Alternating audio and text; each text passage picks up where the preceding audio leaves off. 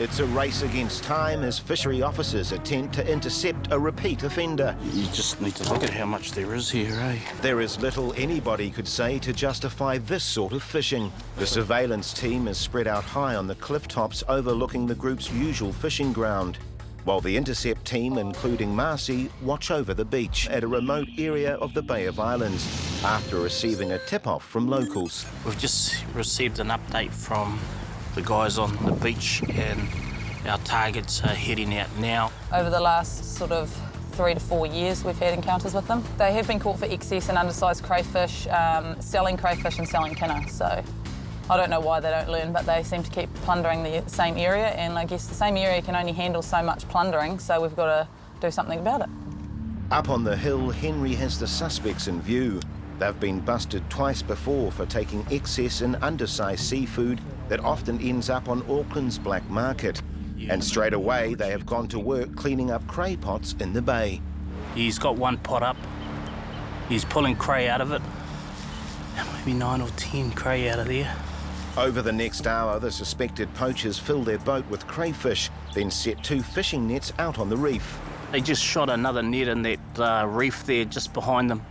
Unaware they're being watched, the group's MO becomes apparent. They hide their catch out of sight in a holding pot around the island. They took crayfish out of the pot and hidden it right in close.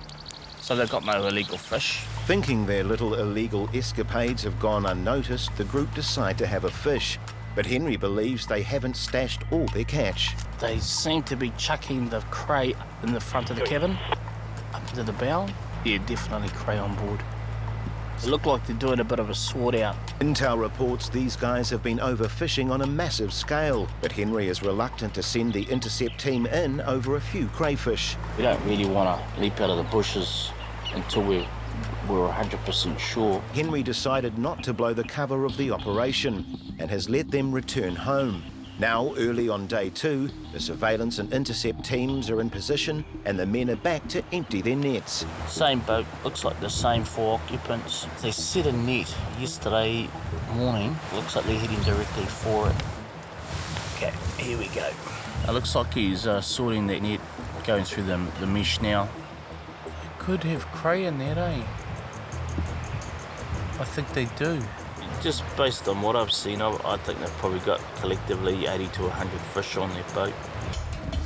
After emptying the cray pot of yesterday's catch and pulling in most of their nets, a diver enters the water. Well, I've just seen one of the divers take a 6 sacks of kinna, around 300 kinna, so that's a swag of kinna. So I'll let the guys on shore know, and I'm pretty sure we'll stop these guys when they come off the beach. Finally, the boat heads home. Henry reports into the intercept team. Oh, I can hear it, so it's not too far away. Who swing into action. Okay, through the river, back up on the stand, and I should see you at the end of the road. Block off? Just block off the road, yeah? And with that, the group are stopped in their tracks. I'm Marcy from the Ministry of Fisheries. Did you say my warrant, okay? You guys been fishing today? No, we just went and pick up our net and some kinda. Pick up your net and some kinna. Oh yeah, and crayfish. Okay, we'll just have a quick look, eh? Can we get you guys to just hop out of the boat and we'll just have a quick, Thank you. Everybody appears friendly and acting like nothing is wrong. But the back of the boat is a mess of nets, bins, fish and shellfish. And working out the extent of the offending is going to take some time. Get everything out of the boat. So far we've got kinna, rock lobster, and there's a net full of fish. We have to take all the fish out of the net and then identify what we've got and go from there. Got a large quantity of kinna. He's the only diver, so he's only allowed 50 kinna. It's probably in excess of 300 kinna there. He's got a couple of dozen paua, all of which are undersized. We haven't looked at the crayfish yet, rock lobster, so it's going to be a long day. And disappointing for us because of the scale of offending that we're seeing here. I mean, this pretty much confirms what we thought, or what I thought. Everybody is visibly shocked at the extent of the offending, except for the men themselves, who appear oblivious to what their fishing methods could be doing to marine life in the area. The net's been set on a reef and all the fish that's been caught in it. The crayfish come out to feed on the fish that are stuck in the net, so it's effectively, I guess, a baited net. They've already got their quota, so these ones stuck in the net are sort of above their 12. So I'll just try and pull them out and measure them and count them and try and get them back in the sea. That's a female cray. Should be 60 millimetres and barely 50 across here. Just grab that bin. That's a well undersized, that one, yes. You just need to look at how much there is here, eh? Excess power, excess crayfish, illegal nets. It just goes on and on. I mean, this is a swag of fish. As the body count of fish keeps rising, officers are attempting to get an accurate statement from those involved. However, the stories are just not adding up. He's saying the pots were his. Yeah, He dived on them.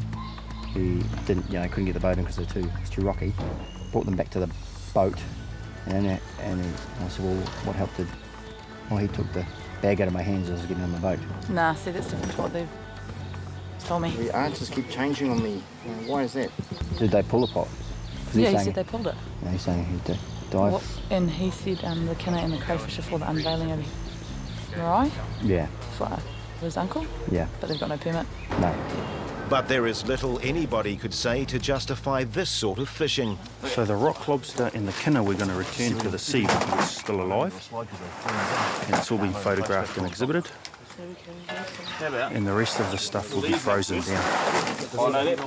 And then once the court case is finished, it'll be disposed of. With some of the catch heading back to the sea, everybody else heads for the offender's house, where even more fish are found. We just emptied the contents of 2 freezers. Half the stuff's not even frozen probably because it's just all been dumped in there in mass, and it's half rotten. It's really honging about now. So we're just going to put it all in bags and probably put it back in the freezer. He wants to clean it first. All up, well over 100 fish are found in 2 freezers. And along with the excess fish, crays, paua and kinna found earlier, it raises questions if they were destined to be sold illegally. I'd put it on him that I think they've got too many fish, and I asked him if I'd be correct if I said I thought they were for sale. He said no straight away, but I thought I'd ask him anyway. While the offenders' denials continue, Marcy and the rest of the team have enough evidence to confiscate their boat, car and fishing equipment. Very happy, very happy. It's been a lot of hours going to this week. The boys have done some hard work there, but we've come up with a good result.